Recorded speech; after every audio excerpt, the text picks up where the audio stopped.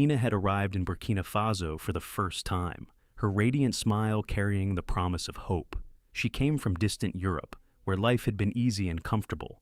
As she landed in Ouagadougou, she told everyone that her heart had led her to this land of courage and resilience. She established an NGO, claiming to help children, widows, and struggling farmers. She provided food for villages, paid tuition for orphans, and supported women starting small businesses. Within a year, she became a beloved figure in the capital and surrounding areas. The Burkinabés welcomed her like family. Mothers prayed for her, men greeted her with respect, and children would chase after her car shouting, "Tanta Tina!" She laughed and handed them sweets. To the public, she seemed like a blessing. But beneath her charm, Tina hid a darker truth. Her NGO, presented as charitable, was actually a front for gold smuggling. She collaborated with foreign agents, moving gold under rice sacks and medical supplies. For over a year, she operated unnoticed, while even government officials admired her work. Among them was President Ibrahim Traoré, a young, determined leader devoted to protecting his country. He admired her dedication and often spoke of her as a model partner for development. Plans were made to honor her at a national ceremony.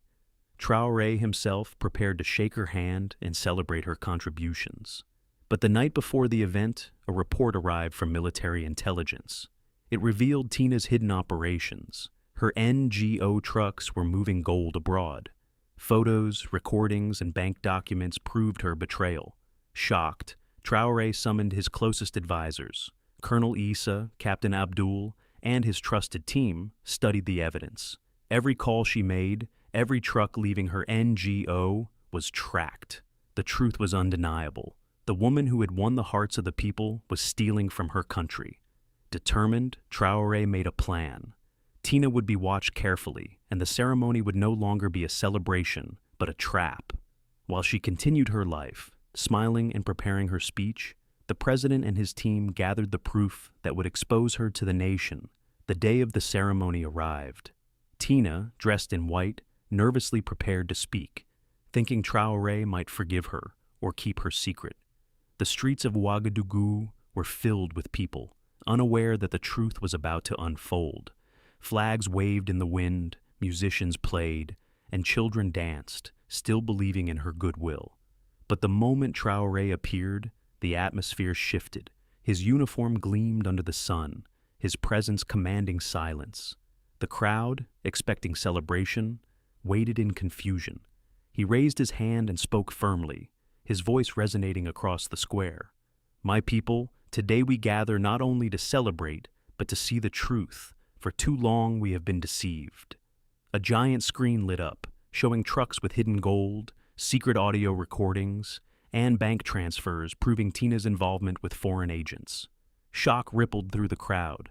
Some shouted in disbelief, others cried. The children, once singing her praises, clung to their parents, confused and frightened. Tina was brought on stage. Her confident mask had vanished. Kneeling, crying, she begged for forgiveness, offering money, gold, even herself. Traoré remained unmoved. "Your wealth cannot buy our dignity. You stole from the blood and sweat of our people. You betrayed Burkina Faso," he declared. The crowd's anger erupted. Women spat on the ground, men raised fists, children hid behind parents.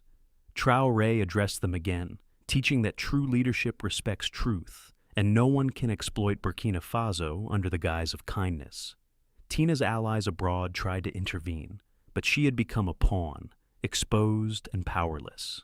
International pressure grew, but within the country, justice had been served openly. Burkina Faso united, witnessing that deceit would never triumph over integrity.